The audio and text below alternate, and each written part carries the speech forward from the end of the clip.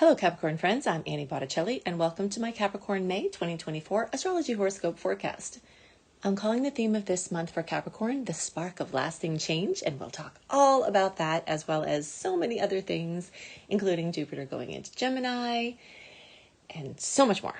So this is for you if Capricorn is your sun sign, your moon sign, or your rising sign like me, or any other Cap placement you're listening for. What we're going to talk about here is part of your astrological picture. And if you're a very late degree Cap, also like me, January 15th through the rest of the sign, or Cap degree 23 degrees to the rest of the sign, I suggest you additionally listen to my Aquarius report, as your very late degree friends will benefit from both readings.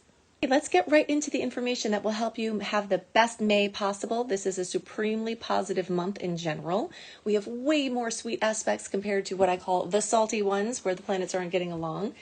So it's really just a nice layer of positivity. We're emerging from the fog of Mercury retrograde as of April 25th. Every day that we march into May, we're clearing out that fog, clearing out the uncertainty and all of the very rambunctious energy in Aries. We can finally do something with that, not being in the web of the retrograde with the confusion and lack of clarity there.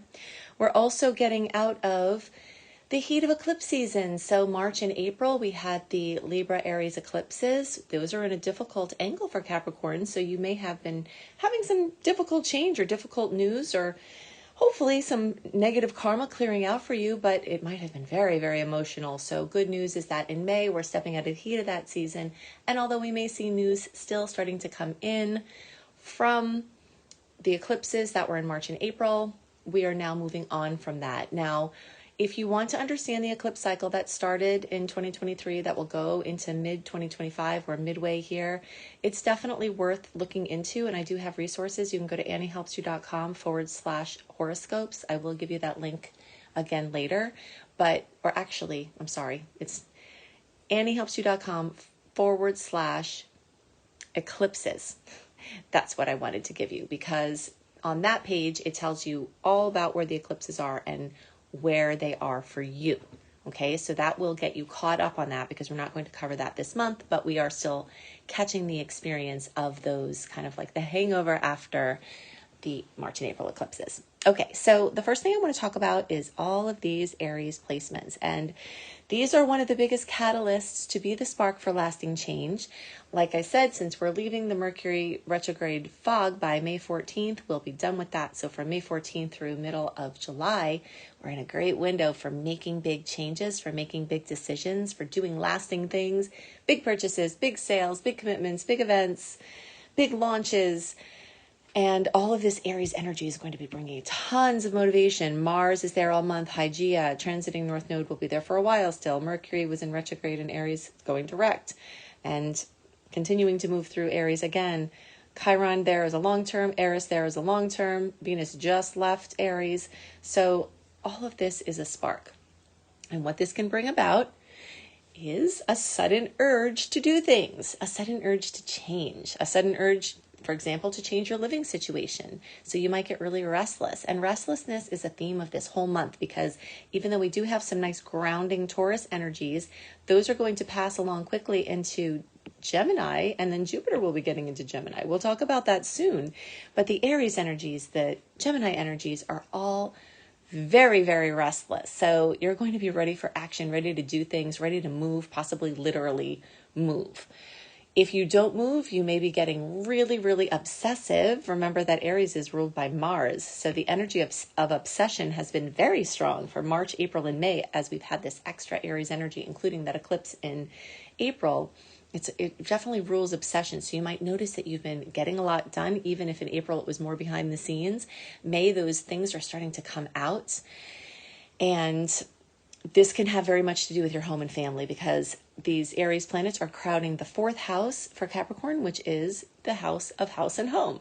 So, this sudden urge to change your living situation, to remodel, to redecorate, to, add to your home, to have a second home, to check out places to move. This can also create conflicts or opportunities with your home and family. And this can be annoying and bad. This can just be straight up conflict or drama. However, this can also be something that you have to get done. So let's say you've got children and May is wrapping up their school year and you've got all of these things that you have to attend and things you have to follow through for them. So it's that type of energy. It's the energy of a square, which is a pressure point, but it is the, squares definitely create productivity, which Capricorns love. So you've got the pressure on now. You've got to get this stuff done. A lot of it's related to home, housing, family, work from home, those kind of things.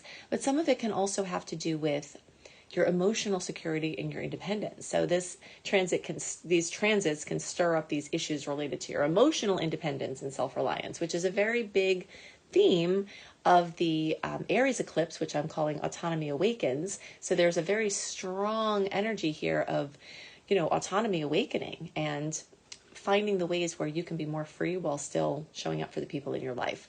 So you may be reassessing what makes you feel safe and secure, and this could lead to significant emotional growth. There could also be a conflict between the need of family support and the desire to assert your independence. So you're going to be looking for a balance between these two. You may have some things you need to do for yourself, and you might have a lot of things you have to do for your family. So that's going to be happening. This Aries energy is definitely going to influence people to speak their mind.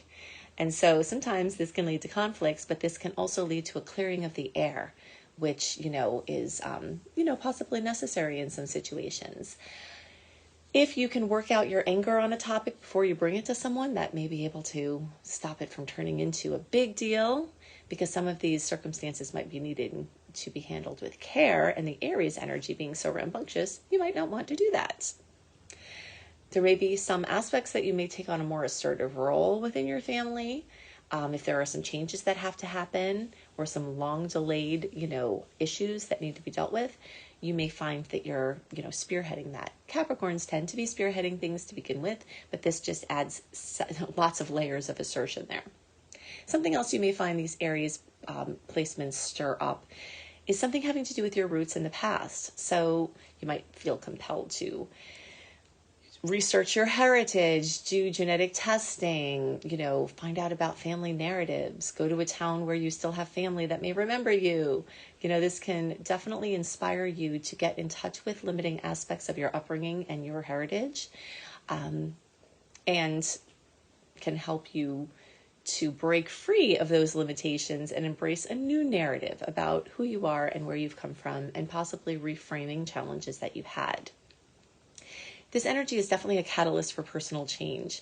So, action, spark, motivation, inspiration is going to be very, very present. And so any area of your life that has been stagnant either for a long time or just here during the retrogrades, you might find that you're dealing with these emotional issues head on, and this can lead to great transformation and healing and fantastic growth. Else you may notice that these Aries placements bring is a need for emotional excitement. You might be getting bored with your routine, and you might be getting bored with just always being responsible, as Capricorns tend to be, and you may really just need some excitement and change, and you are going to have that opportunity from multiple placements, so it's a really good segue for this discussion.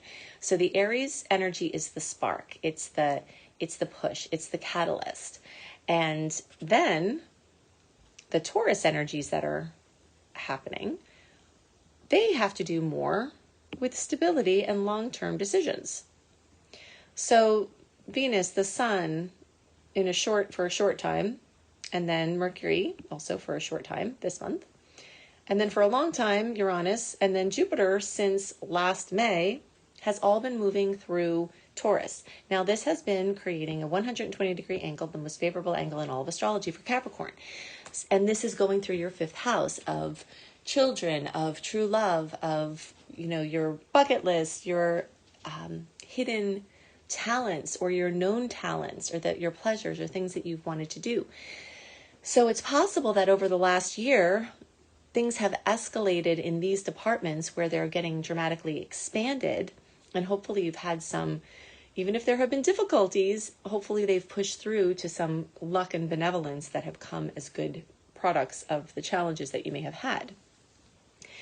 But whatever it is, you've got more of it this month. And it's definitely something that's stabilizing, something that's grounding here in the midst of all this well, yeah, Aries is definitely reckless, but it's reckless and restless energy where you can actually get some very long-lasting things in process.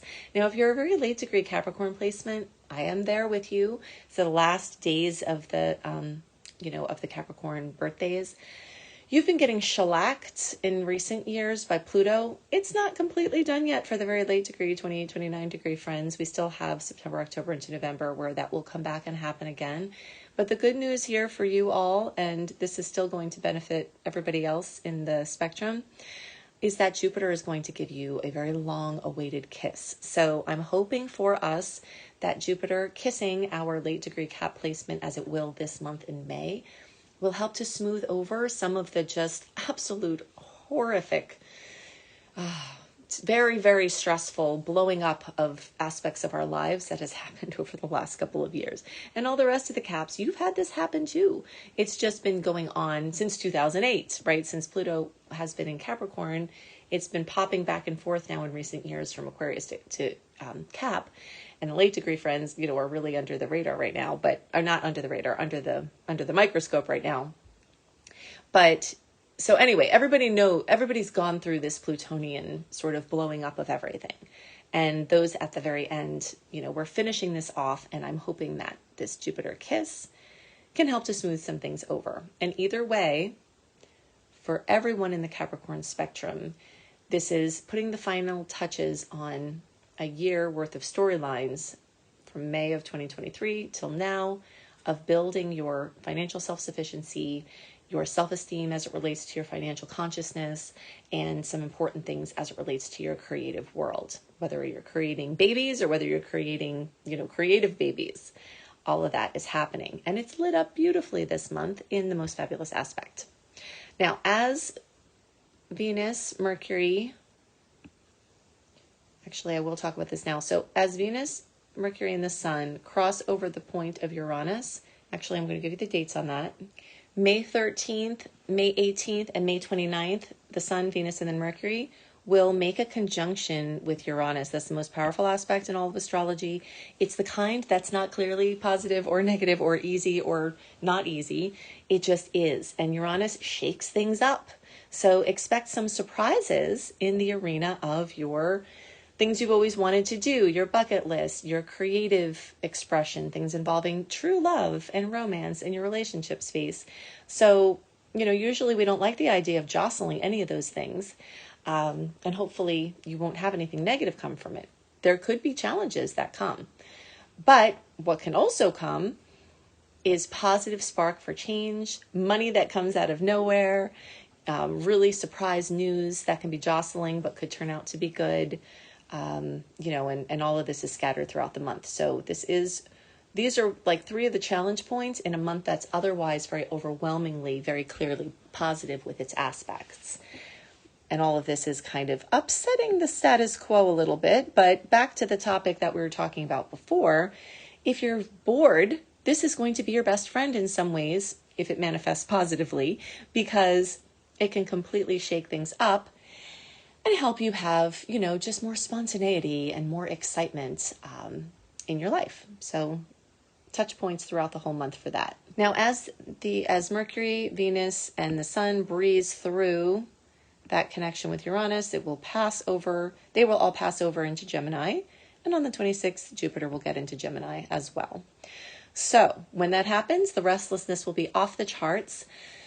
This is going to, make you want to do something with it. And this is in your 6th house of your daily experience. So you will want a trip or a relief or a reprieve or a change in your routine.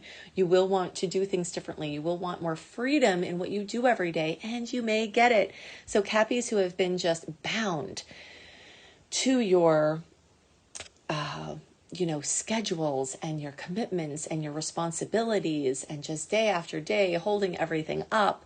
This year, May 2024 through May 2025, actually into June 2025, you're going to have a chance to have more freedom in your workspace. It could be a different job. It could be a different position. It could be a different perspective on your work where you're more able to shut down in your time off. And this can actually improve your health tremendously. So there is going to be pressure to change habits that are not good for you. There is going to be pressure to do things like make sure your sleep quality is good, a foundation for good health. Make sure you're taking whatever supplements or doing things every day that add to the regimen that you need to be strong and healthy. But you're going to have a lot of support over the next year to improve your health and your wellness and your schedule and shake things up and get your fingers in a lot of pudding pies.